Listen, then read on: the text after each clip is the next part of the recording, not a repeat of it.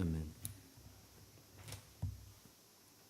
네, 이 시간도 함께 예배드리는 지방의 교회들 또 외국의 교회들 모두 문안드리겠습니다. 제가 지난 6월 15일 날 옆구리를 산 빗길에서 넘어져서 다치고 또 그래 그때 옆구리 갈비가 좀 많이 상한 것 같았고 숨쉬기조차 어려운 그런 극심한 통증이 있었고 여러분들이 아시는데 기도 많이 해주셨고요. 그런데 이틀 뒤에 17일부터 제가 성경 요약서를 마태복음서부터 한 장 한 장 쓰기 시작해서 어제가 10일이잖아요. 9월 10일 날 제가 완성을 했습니다. 계시록 22장까지 2개월 3주 이렇게 걸렸는데 몽골 갔다 온 8월 첫주 빼고 나면 2개월 2주 거기에 이제 지방도 가고 여기도 가고 저기도 가고 수련회도 있고 그동안에 그러다 다 빼면 2개월 정도 걸려서 제가 마태복음서부터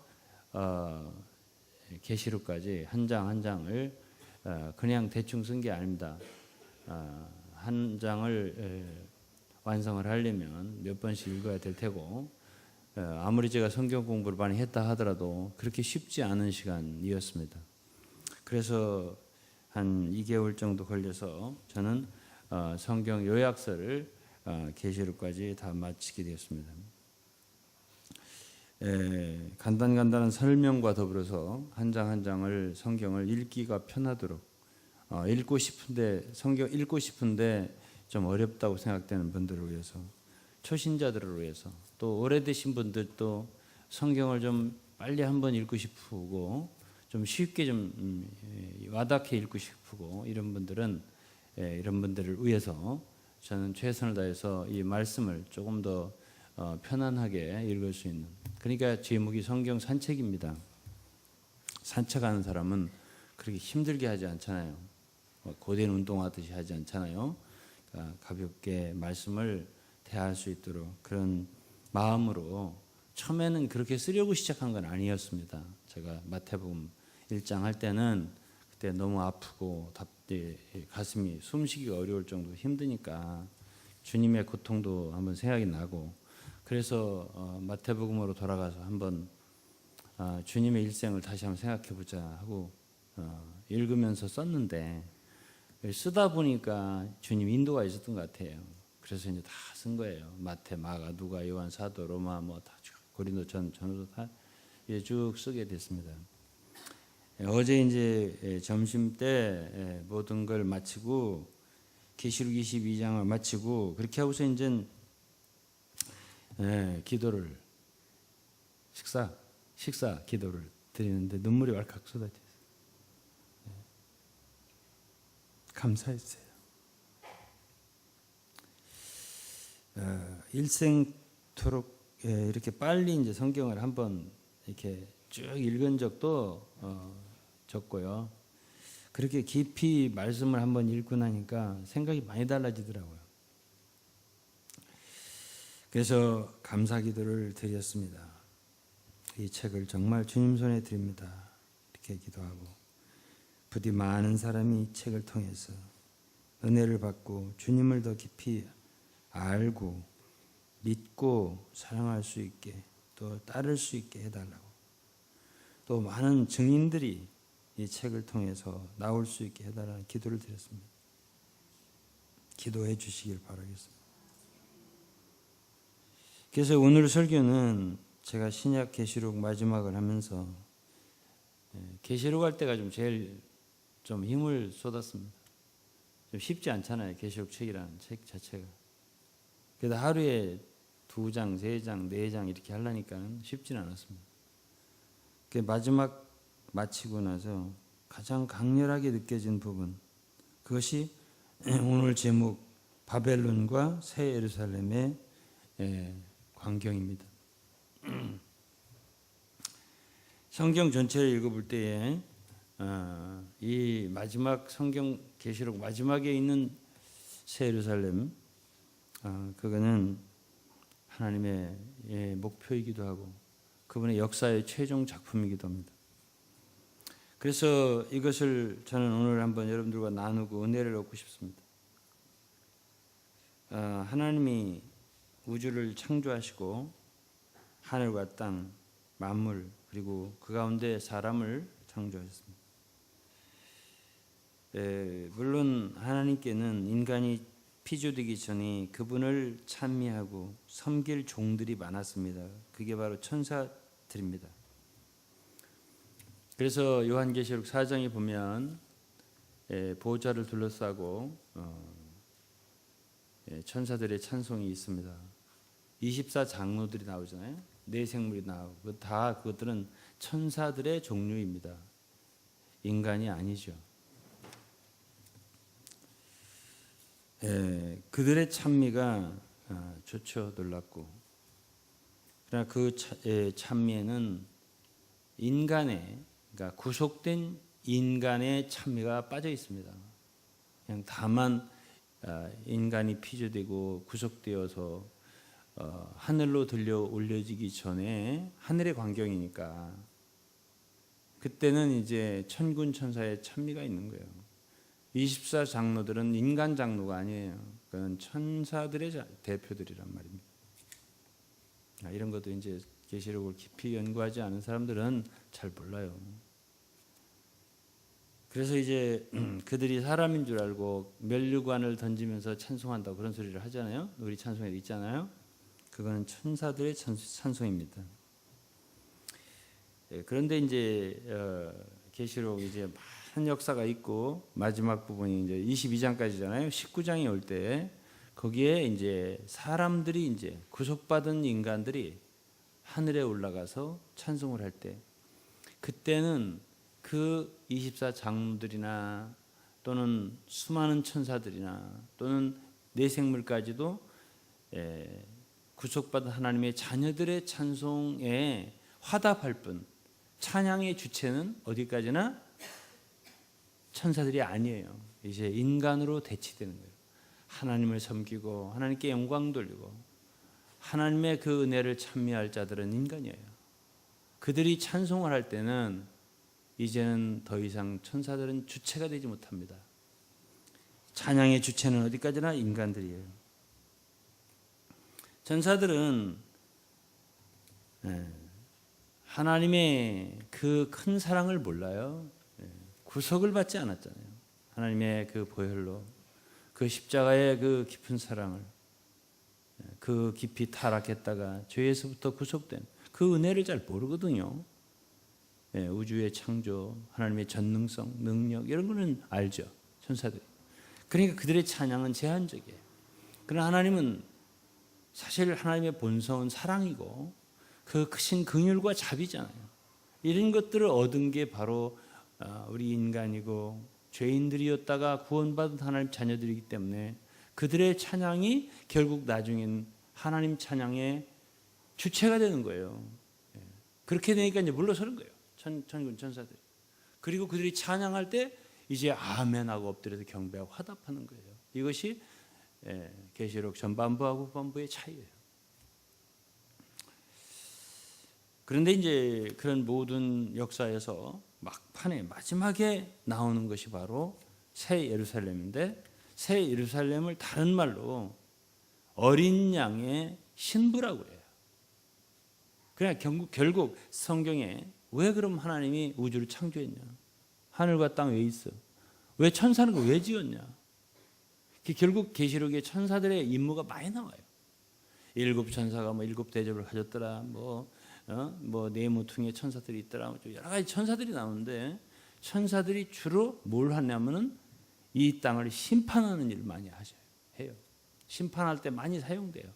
물론 좋은 뭐 가브리엘 같은 천사들은 주 예수님 태어났을 때 좋은 소식을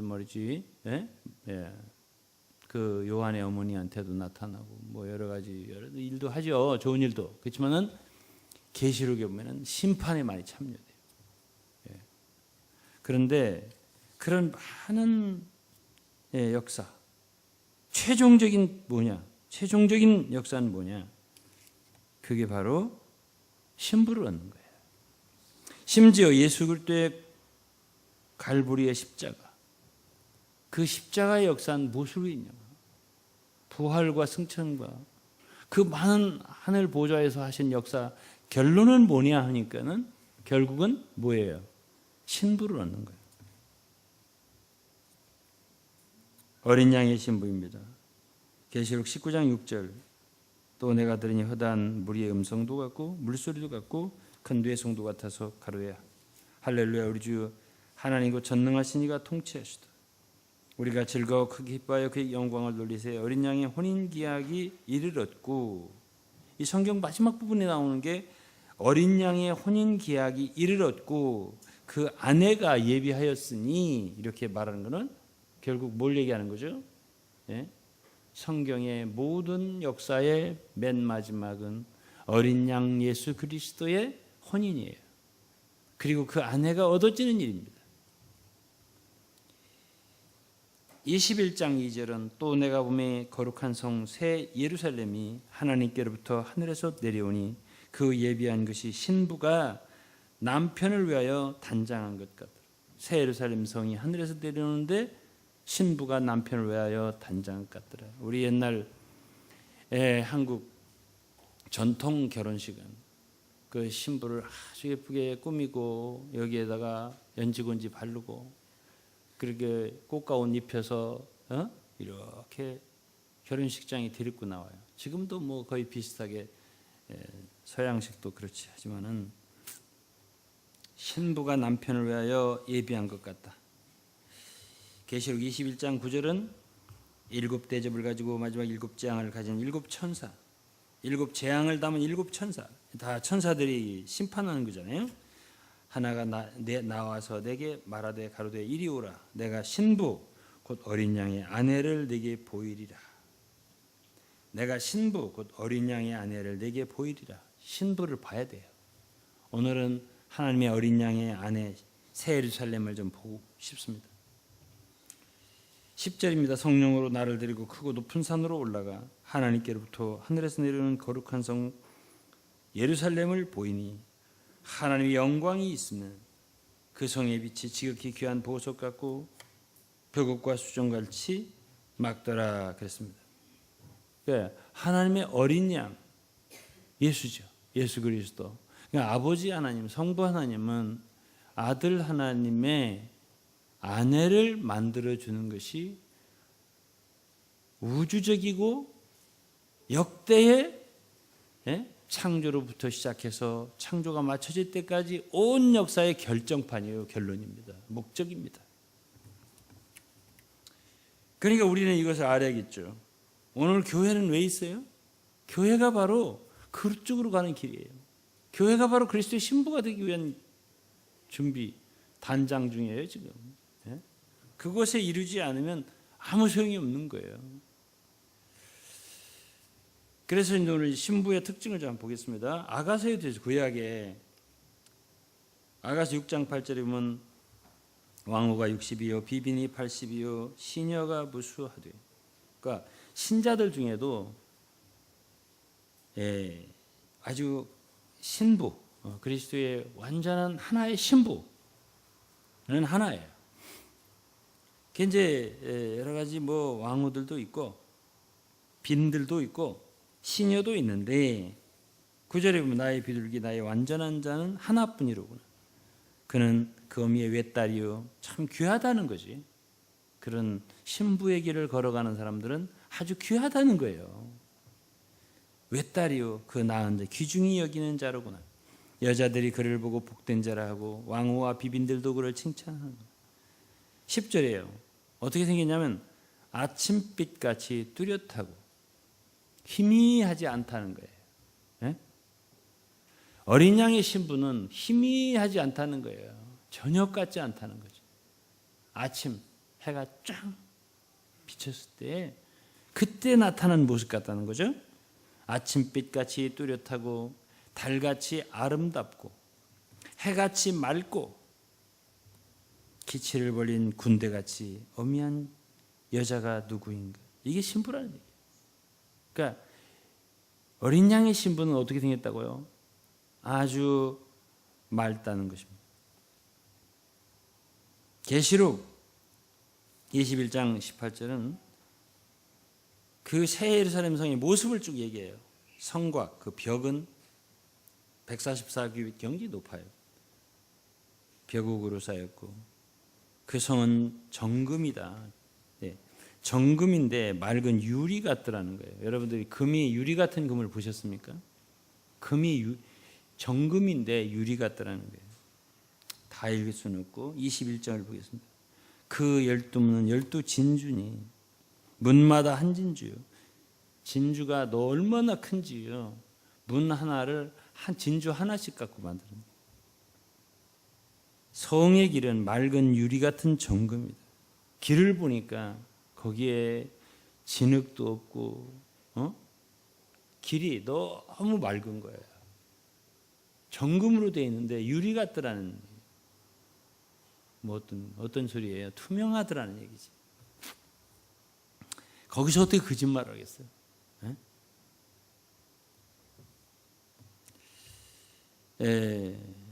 그러다 보니까 20절에 보면은 무엇이든지 속된 것이나 가증한 일 또는 거짓말하는 자는 결코 들어오지 못하되. 가증한 속된 것, 더러운 것, 그런데 들어올 수가 없는 것이 바로 새 예루살렘 성입니다. 간단히 말해서 신부의 특징은 맑고 투명하고 깨끗한 것입니다. 이것이 바로 신부입니다.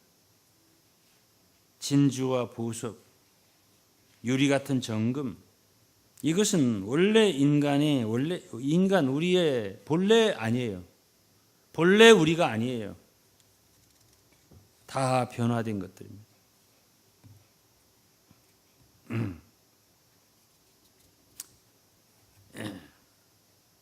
그런데 이제 그에 비해서 이제 모조품 바벨론을 보겠습니다.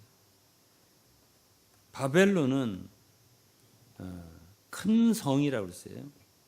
큰 성 바벨론 이렇게 했어요. 그 특징이 크다는데 특징이 있습니다. 그래서 이 마귀의 역사가 이 바벨론을 만드는 건데, 바벨론의 일이 마귀가 만든 거죠. 마귀의 일이 뭐냐면 모조품을 만드는 거예요. 무조건 하나님과 반대되는 일을 한다고만 생각하면 안 돼요. 그럴듯한 여자 신부 비슷한 걸 만드는데 음녀라는 거죠. 그래서 계시록 17장에 보면 그 바벨론에 대해서 음녀라고 표현했습니다. 말씀도 있지만 만담 같은 아주 재미도 있다. 교회에 오면 진리도 있고 말씀도 있지만 명예도 있고 권세도 있다. 하나님도 있고 그리스도도 있고 성령도 있지만 여기 오면 돈도 있다. 섞여 있는 거예요.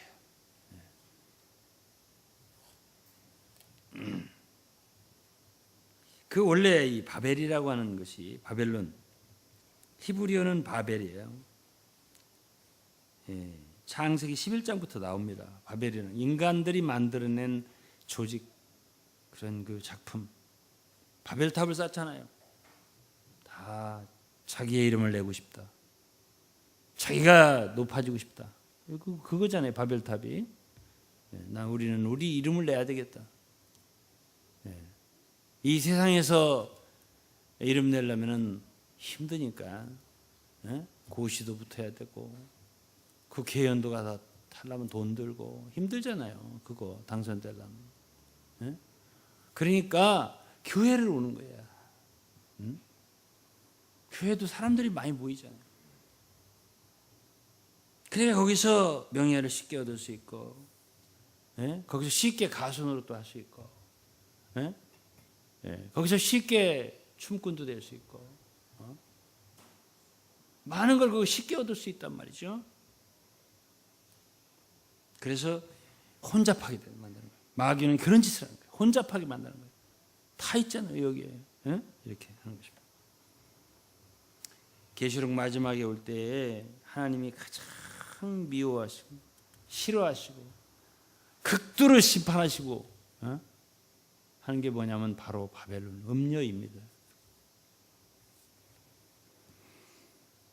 신약에는 신약 성경 마태복음서 계시록까지 쭉 읽어보면 할렐루야 없어요 별로. 구약에 할렐루야가 많아요. 시편에 할렐루야가 많은데 신약에는 할렐루야가 별로 없어요. 그런데 오직 할렐루야가 있는 데가 어디냐면 계시록 19장인데 언제냐면은 바벨론이 심판받은 때 할렐루야가 나와요. 우리 성도들 중에는 할렐루야가 입에 붙은 사람 많이 봤어요 옛날에.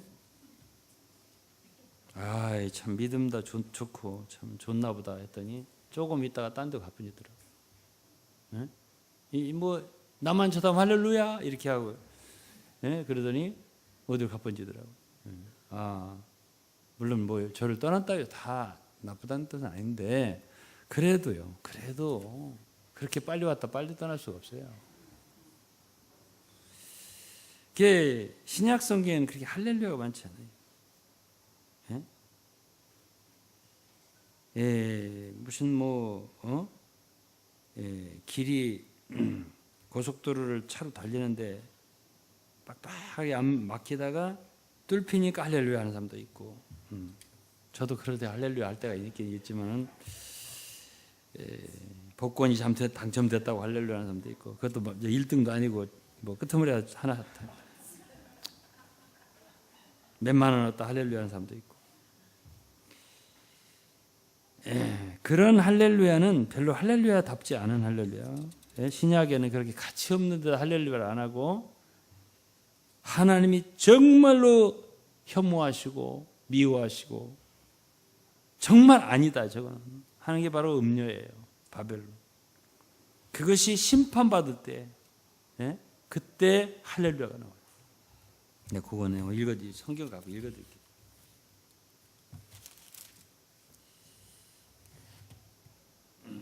19장 1절입니다. 이 일 후에 내가 들으니 하늘에 허다한 무리의 큰 음성 같은 것이 있어 할렐루야. 이 할렐루야가 나와요. 구원과 영광과 능력이 우리 하나님께 있도다. 그의 심판은 참되고 이로운지라. 음행으로 땅을 더럽게 한 큰 음녀를 심판하사 자기 종들의 피를 그의 손에 갚으셨도다 하고, 두 번째 가로되 할렐루야. 두 번째 할렐루야 하더니 그 연기가 세세토록 물러가더라. 4절에 또 24장로와 네 생물이 엎드려 보좌에 앉으신 하나님께 경배하되 아멘 할렐루야.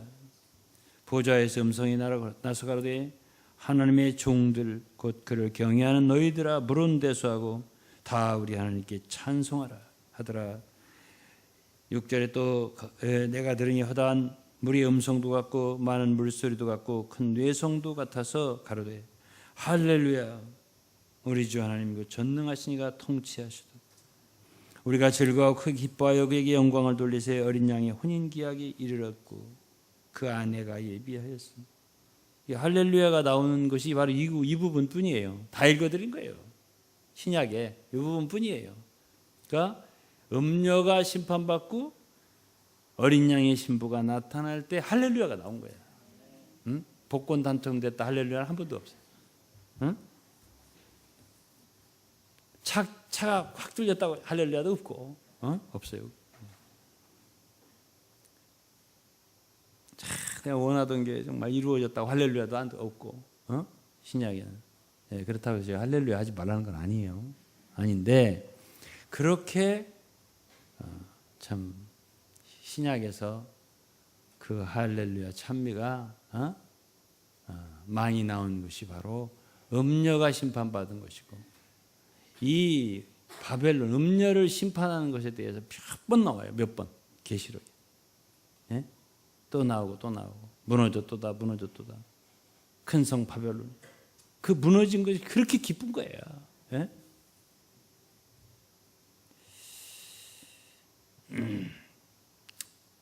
그리스도의 신부를 얻는 문제는 천지를 창조하는 문제보다 심지어 모든 문제보다 더 큰 문제입니다. 너무 귀하고 하나님이 너무 기뻐하신 일이에요. 그 무조품 많은 사람들을 속이는 그 바벨론을 심판하는 문제, 엄청 큰 문제예요. 오늘은 그 음녀의 특징을 17장, 18장 통해서 좀 보겠습니다. 첫째는 그 음녀는 금과 진주와 보석으로 꾸몄다고 했습니다. 영어로 아돈, 치장했다는 뜻이에요. 금과 은과 보석으로 변화되고 그렇게 되어야지, 그런 사람이 되어야지 그렇게 데코레이션, decorated라고 번역한 데도 있고 영어로 치장했다고 번역한 데도 있어요. 그렇게 겉에만 이렇게 치장하는 거예요. 얼굴 피부는 형편없는데 너무 거기다가 파운데이션이나 비비크림을 발라버리면 예쁘긴 예쁜데 속은 형편없는 거예요.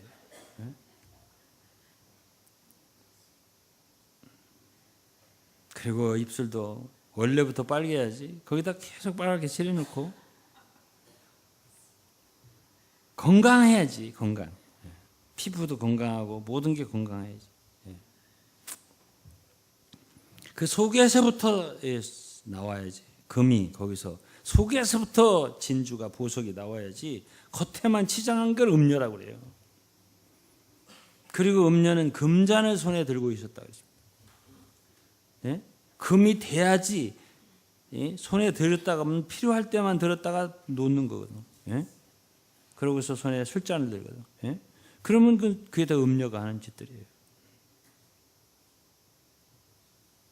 온갖 가증한 게 다 들어있다. 그렇게 표현되어 있습니다. 계시록 17장에 보면 손에 금잔이 있는데 금잔 속에는 온갖 가증한 것이 다 들어있다. 표현만 금이에요. 금이라고 하는 건 하나님을 뜻합니다. 보석이라고 하는 것은 성령의 역사를 뜻합니다. 진주라고 하는 건 그리스도의 역사를 뜻합니다. 삼위일체 하나님 다 있어요. 근데 다 모양만 있어요. 속은 다 가증한 거예요. 이것이 음녀의 특징. 둘째는 17장 5절인데 그 이마에 이름이 기록되었으니 비밀이라 큰 바벨론이라 땅의 음녀들과 가증한 것들의 엄이라 하였느니라. 비밀인 거예요. 그게 바벨론 음녀의 특징은 뭐냐면 음흉한 거예요. 네? 비밀스러운 것입니다. 속에 뭐가 들었는지 몰라요. 크레물린 같아요. 공산당 같아요. 그 속에서 무슨 공작을 하는지 알 수가 없어요. 계시록 12장에 그 마귀의 용의 큰 용, 마귀, 옛뱀 그 모습이 뭐냐면 머리가 7개예요. 머리마다 면류관을 썼다 그러는데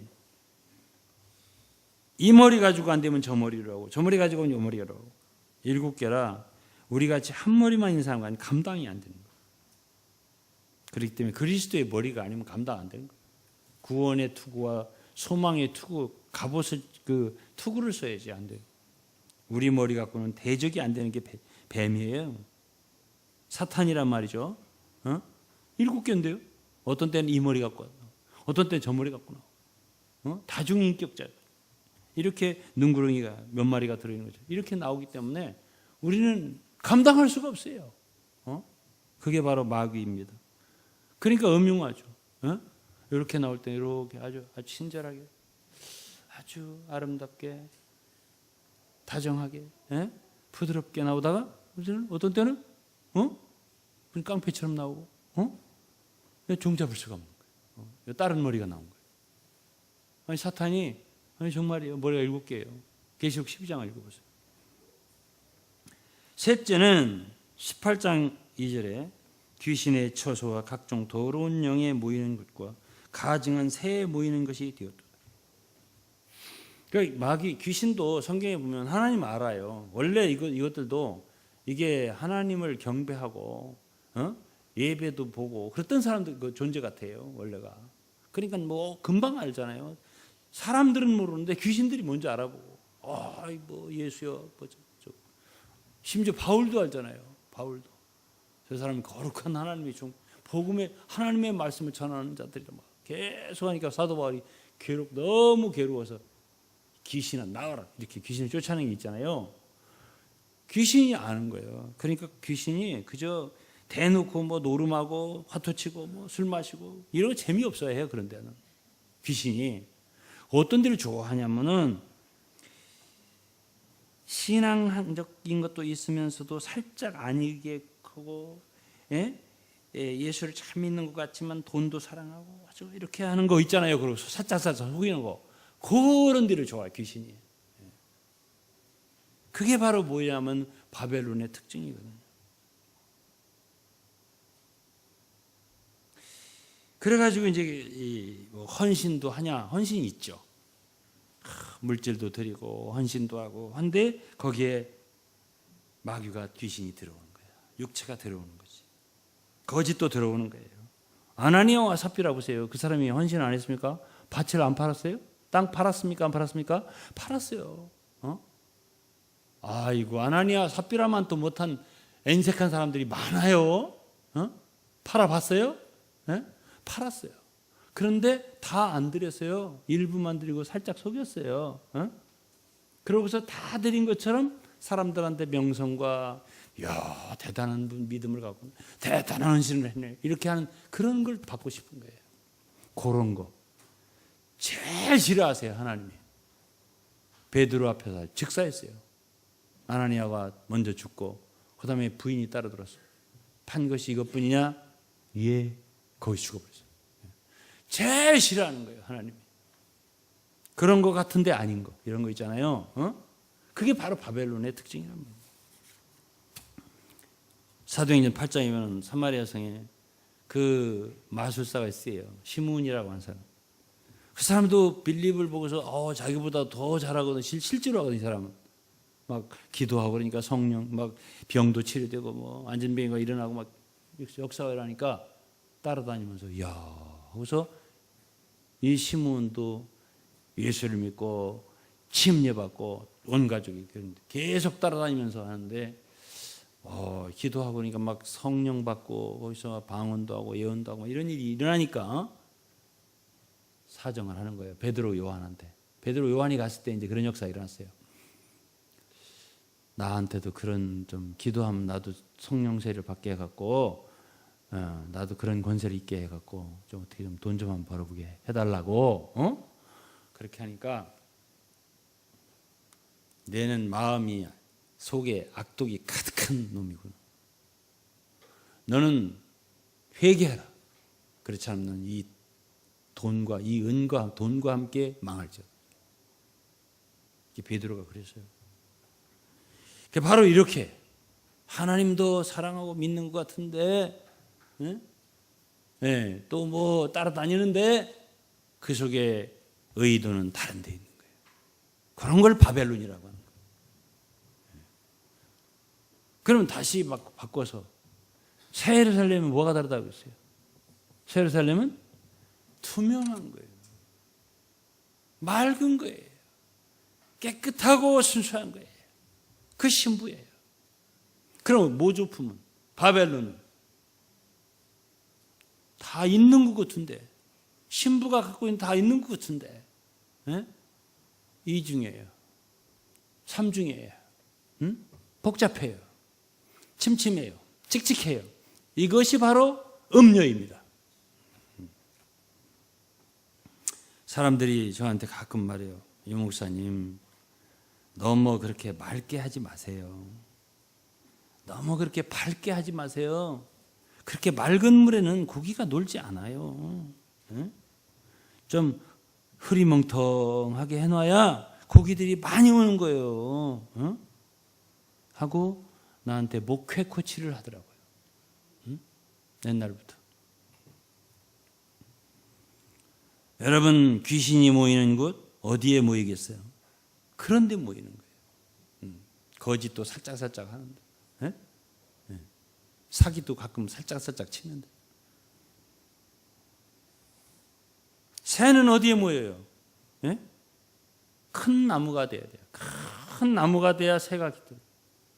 처음에 원래 하나님이 심은 것은 겨자씨 같은 거고 그 겨자씨 그 1년생 그냥 채소 같은 거예요. 그게 바로 교회의 모습이에요, 원래가. 나그네 같이, 그죠?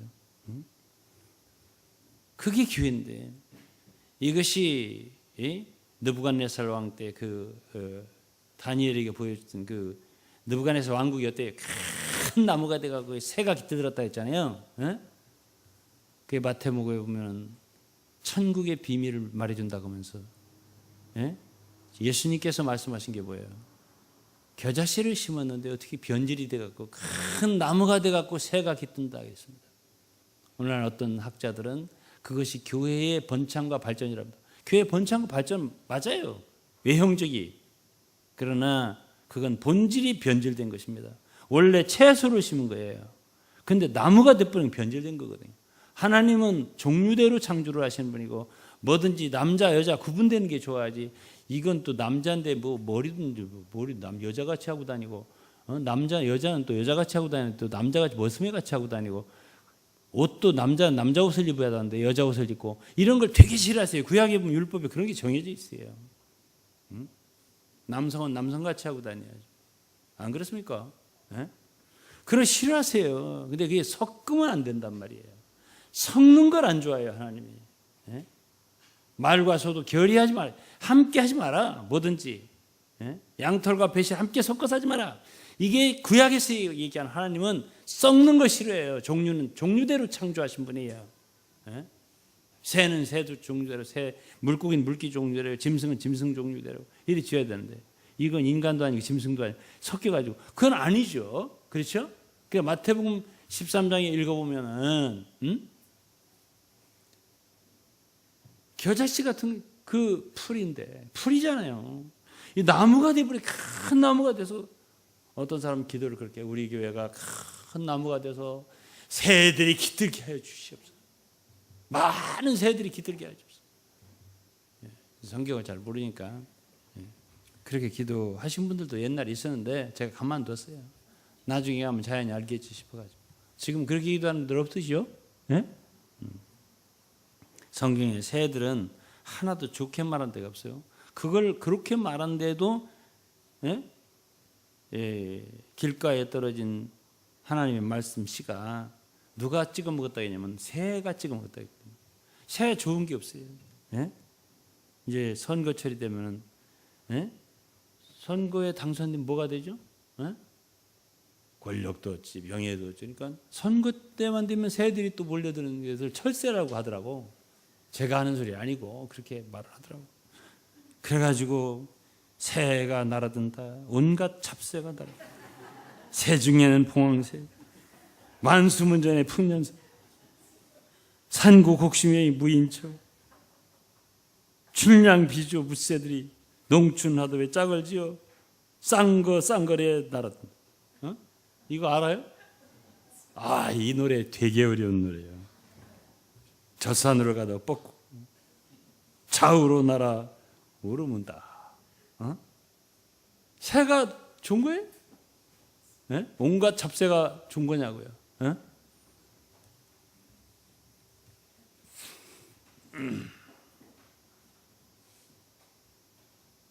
그렇게 침침하게 해놔야 이런 새들이 몰려요. 정치하는 사람도 있어야 되겠죠. 그런데 그때만 되면 몰려드는 사람들을 국민들도 나쁘게 생각하더라고요. 저 사람 철새 정치인이라고. 대통령이 될 사람은 돼야 되겠죠. 국회의원도 될 사람은 돼야 되겠죠. 그런데 그렇게 철새같이 하지 않았으면 좋겠더라고요. 기도를 해야 돼요. 우리나라도 지금 정말 북한 핵 때문에 기도를 해야 될 때예요. 좋은 대통령이 되기를 우리 다 같이 기도합시다.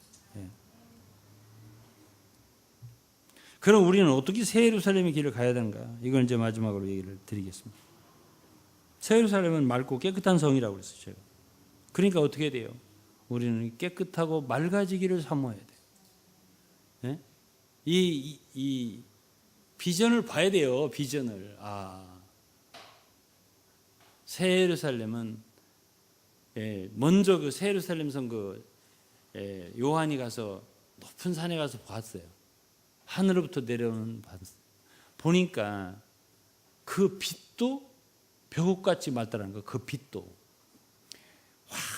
비치는 데에 그 성에서 빛이 그 빛도 맑더라는 거예요. 벼국같이 수정같이 맑더라. 빛이. 그러니까 그 특징은 확실히 맑은 거예요. 맑지 않으면 아니야. 그건 아니야. 흐리멍덩하니 뭐가 뭔지 모르고 말이지. 예? 지금 뭐라고 말했어? 뭐라고 한 거야? 무슨 말인지를 모르겠어. 그 속에 뭐가 들어서 저런 소리를 하는지 모르겠어. 그런 거 다 좋은 게 아니에요. 영어로 I am what I am. I am who I am. 나야. 여기에 내 허파는 여기 있고 심장은 여기 있고 대장은 여기 있고 아니요 위는 여기 있고 소장은 여기 있고 다 I am what I am. 이렇게 해야 이게 이제요. 속에 뭐가 들어있는지를 도대체 알 수가 없는. 그건 아니에요. 그래서 새 예루살렘 성의 특징은 크다는 게 아니에요. 큰 성은 바벨론이고 새 예루살렘은 큰 성 새 예루살렘이 아니라 거룩한 성이에요. 거룩한 성 새 예루살렘. 깨끗한 것이 특징이다. 그것입니다. 디모데후서 2장 15절에 내가 진리의 말씀을 옳게 분별하고 부끄러울 것이 없는 일꾼으로 인정대로 자신을 하나님께 힘쓰라. 망령되고 헛된 말을 버리라 그랬습니다. 19절을 읽겠습니다. 그러나 하나님의 견고한 터는 섰으니 인침이 있어 이르렀을 때 주께서 자기 백성을 아신다며 또 주의 이름을 부르는 자마다 불의에서 떠날지어다. 큰 집에는 금과 은의 그릇이 있을 뿐 아니라 나무와 질것도 있어 귀히 쓰는 것도 있고 천이 쓰는 것도 있나니 그럼 누구든지 이런 것에 자기를 깨끗하게 하면 귀히 쓰는 그릇이 되어 귀하게 쓰임받는 그릇. 그러면 금과 은의 그릇이 돼야지 나무와 질그릇은 천하다는 얘기죠. 그런데요, 이제 성경 말씀을 보면 우리가 깨끗하게 되려면은 더러운 것에서 우리를 분별해야 돼요. 그러니까 뭐냐면은 성경에서는 깨끗한 사람, 더러운 사람이 따로 있는 것처럼 말하고 있단 말이에요. 디도서 1장 5절을 보면 깨끗한 자들에게는 모든 것이 깨끗하다. 더럽고 믿지 않는 자들에게는 아무것도 깨끗한 게 없다. 오직 저희 마음과 양심이 더러운 자다. 계시록 22장 마지막 장에 그게 있어요. 의로운 자는 그냥 의롭게 하고 거룩한 자는 그냥 거룩하게 하고 더러운 자는 그냥 더럽게 그냥 놔둬라. 이렇게 말을 한 게 있습니다. 그리고 디모데후서 3장에도 그런 말씀이 있어요.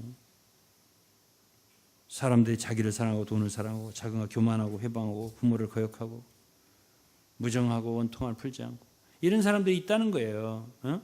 싸납고 서는 걸 좋아 안 하고 배반하고 팔고 조급하고 자고하고 쾌락을 사랑하고 말이죠. 경건의 모양은 있으나 능력을 부인하는.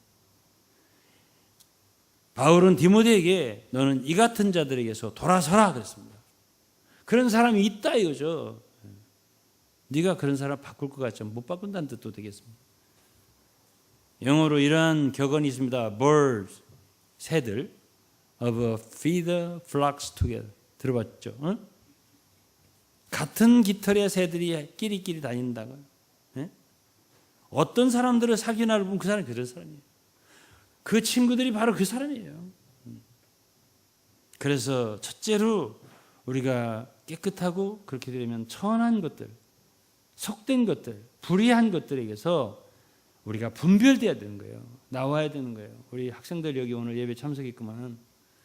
여러분들은 학생 때 후회하지 않을 한 가지 일을 하려면은 친구들을 가려 사귀어야 돼요. 정말이에요. 학생 때가 중요해요.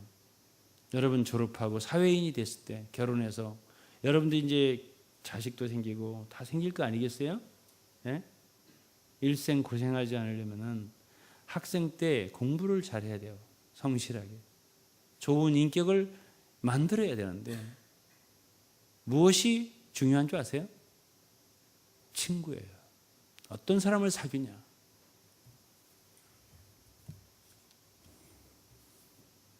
그래서 학교 다닐 때 그냥 뭐 여러분 재미있으려고 다니는 거 아니죠. 학교에 공부하러 다니는 거지. 네? 그런데 재밌는 친구라고 해서 사귀지 마라 함부로. 그 친구의 성향을 보란 말이죠. 뭐를 좋아하는 사람입니까? 뭐를 하는 사람입니까? 정말 여러분들이 선하고 성실하고 착한 사람이 있어요. 그런 사람들을 골라서 사귀기를 배워야 돼요. 그러면 여러분들의 미래가 좋아져요. 그런데 임시 재밌어. 뭘 잘 사줘.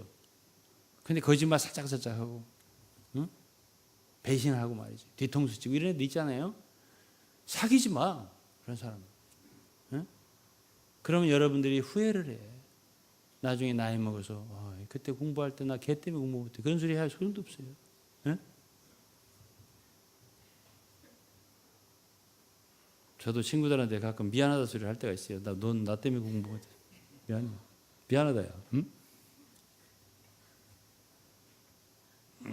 그러나 하나님의 은혜로 나는 예수를 믿고 회개를 했는데 내가 지금 전도하려니까 내 말도 안 듣더라고. 어쨌든 잘 사귀라 그 말이에요. 저는 그렇게 좋은 사람은 아니었었는데 학교 다닐 때.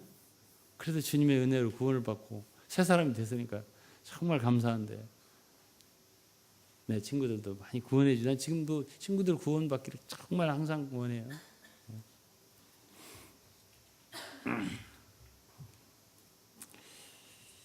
그러면 또 깨끗해지려면 어떻게 하냐? 두 번째. 첫째는 분별돼야 된다 이거예요. 아무나 사귀고 아무나 만나고 아무나 가까이 하고 이렇게 하지 말고 좋은 사람들 기도하세요. 좋은 사람들 만나게 해달라. 좋은 친구 사귀게 해달라.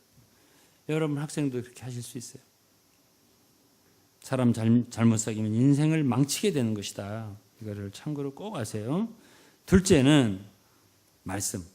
성경을 많이 읽으셔야 되는데 여러분들 성경 읽기 어렵죠. 이게 성경이 어려워요. 그래서 제가 이번에 요약서를 쓴 거고 여러분 학생들도 제 성경 요약서가 나오면 꼭 한 권씩은 엄마 거 따로 하지 말고 아버지 거 따로 하지 말고 내 걸 저기 구해가지고 말만 잘하면 목사님 그냥 하나 줄 수도 있어. 그러니까는 이름을 써야 돼.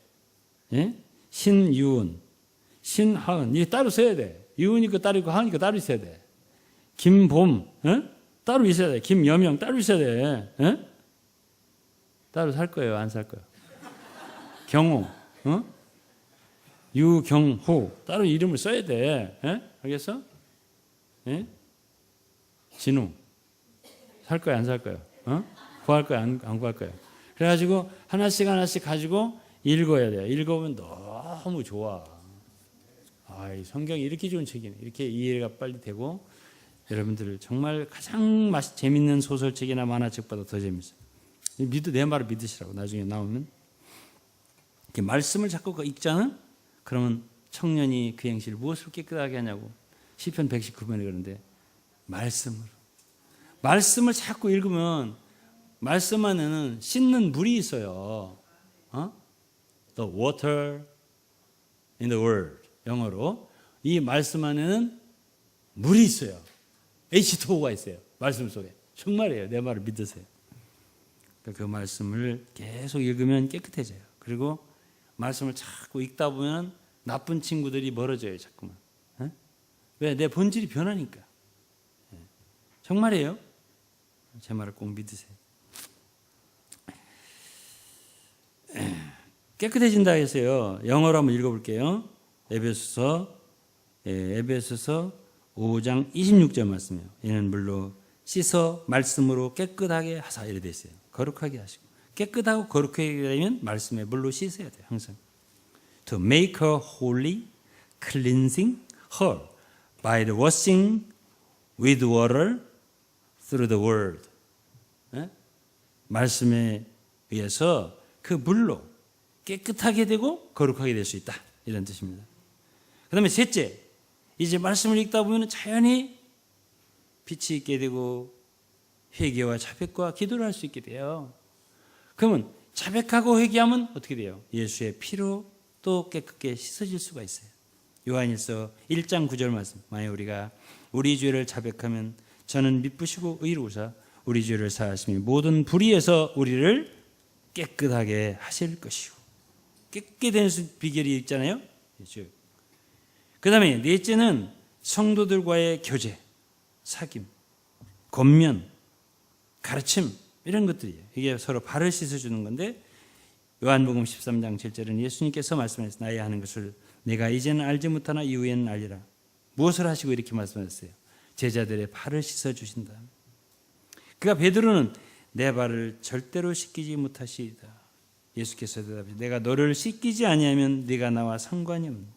그러니까 주님과 상관이 있으려면 우리는 항상 발을 씻어야 돼요. 예수께서 가르치되 이미 목욕한 자는 발밖에 씻을 필요가 없느니라. 우리는 다 구원받았기 때문에 다 목욕한 자들이에요. 그러나 발은 특별한 죄를 짓지 않는다 하더라도 이렇게 걸어다니다 보면 먼지가 묻어요. 그러니까 항상 씻어줘야 되는데, 성도들은 항상 만날 때 딴소리 하지 말고, 물건값 가격 가지고 뭐 싸게 샀니 비싸게 샀니 이런 소리 하지 말고, 에? 말씀 가지고 교제를 하고, 읽은 말씀 가지고 교제하고, 깨달은 말씀 가지고 교제하고, 서로 간증하고 이러면 씻어져요. 씻어져요. 마지막으로는 한번 맞춰봐. 무엇이 씻을 수 있을 것 같아? 무엇이? 제일 쉬운 거야. 오늘도 여러분들 하신 일이야. 예배에 참석하는 거예요. 예배에 참석을 하면 들어올 때는 덥덥한 마음으로 왔는데, 약간 먼지가 좀 낀 것 같이 왔는데, 주님과 관계 있는 것 같이 왔는데, 예배가 끝나고 나면 어때요? 후련하고 뭔가 씻어진 것 같아요. 그래서 제가 오늘 5가지를 바라는데, 여러분들 씻는 활동을 해야 돼요. 속된 사람들, 안 좋은 더러운 사람들하고 구별해야 돼요. 만나면 연기 더럽혀지는 느낌 있잖아요. 만나지 말고 말씀을 항상 가까이 하고, 기도하고 회개하고, 서로 씻어주는, 또 예배에 참석한 이런 일을 계속 하다 보면 어떻게 돼요? 씻어지는 거예요. 깨끗게 되는 거예요. 깨끗게 되는 것이 뭐의 길이라고요? 신부의 길이라고. 우리가 씻어지고 맑아지고 깨끗해질 때 우리 신앙생활은 목표가 있게 돼요. 성경에서 최종적으로 하나님이 이루시는 작품은 신부를 만드는 길이에요. 이 목적에 이르지 못하면 신앙생활은 다 제로예요. 아무것도 없는 거예요. 이루어지는 것도 없는 거예요. 신앙생활 잘했더니 뭐 내가 성공을 했다 하더라, 돈을 많이 벌었다 하더라, 뭐 이건 아니고, 최종적인 성경의 하나님의 궁극적인 목적 이루신 것은 아들 어린 양의 신부를 만드는 것이에요. 그것에 이르지 못하면 아무 소용없는 거예요. 이것을 여러분들이 볼 수 있기 바라요. 저는 성경, 신약 성경을 전체를 다 2달 정도에 걸려서 쓰고, 이 목적이 너무 선명하고 이것을 사도 요한에게 보여주시고, 여러분 다 보라는 거 아니겠어요? 여러분 다 보라고. 무엇이 새 예루살렘인지, 무엇이 하나님의 어린 양인지, 어린 양의 신부인지, 무엇이 도대체 우리가 거기서 나와야 할 건지. 바벨론 성은 하나님 미워하세요. 내 백성아 거기서 나와라 그랬습니다. 그들이 받을 재앙에 참여하지 마라. 그들의 죄에 참여하지 마라. 그들이 받을 재앙을 받지 마라. 나와라 그랬습니다. 그러니까 우리는 바벨론에서 나와야 돼요. 우리는 정말 맑고 투명하고 깨끗한 길을 걸어갈 수 있기를 바라겠습니다. 하나님께서 여러분 모두를 축복하시고 우리로 그 길에 서 있을 수 있도록 도와주시기를 바랍니다. 기도하겠습니다. 아버지 하나님 감사합니다. 오늘 저희들에게 하나님의 어린 양의 아내 새 예루살렘을 보여주시고, 주님 이것은 더 높은 산에 올라가서 보는 이상이었고, 요한의 손을 요한에게 광야로 이끌어서 음녀를 보여주셨는데, 그건 아버지 하나님 모조품이고 큰 성 바벨론이고, 그것은 거짓된 것이고 하나님의 가장 미워하시는 것이고, 어린 양의 혼인잔치가 있기 전에 아버지, 그것은 이미 심판받고 멸망되고 끝내져야 되는 것입니다. 그런데 이 어린 양의 신부인 어린 양의 그리스도의 아내는 깨끗하고 빛나는 세마포를 입어 있고 그것은 성도들의 옳은 행실이라고 하였고 아버지, 이들만이 그리스도의 신부가 될 자격이 있습니다. 아버지, 오늘 저희들은 목적 없는 신앙생활 하지 않게 하시고 이 시대에 정말 우리로 신부의 길을 걸어가게 도와주시옵소서. 아버지 하나님, 이러한 비전을 모든 성도가 보게 하시고 방황하는 신앙생활 하지 않고 목적 있는 신앙생활을 하게 하여 주옵시고 모든 거짓에서 불의에서 나오게 하시고 모든 주여 흐릿한 것, 칙칙한 것에서 나오게 하시고 아버지, 비밀스러운 것에서 나오게 하시고 정말 유리같이 맑고 정말 해같이 맑고 달같이 아름다운 아침빛같이 뚜렷한 성도들 되도록 축복해 주옵소서. 아버지께 감사드리며 예수 그리스도 이름으로 기도드리옵나이다. 아멘.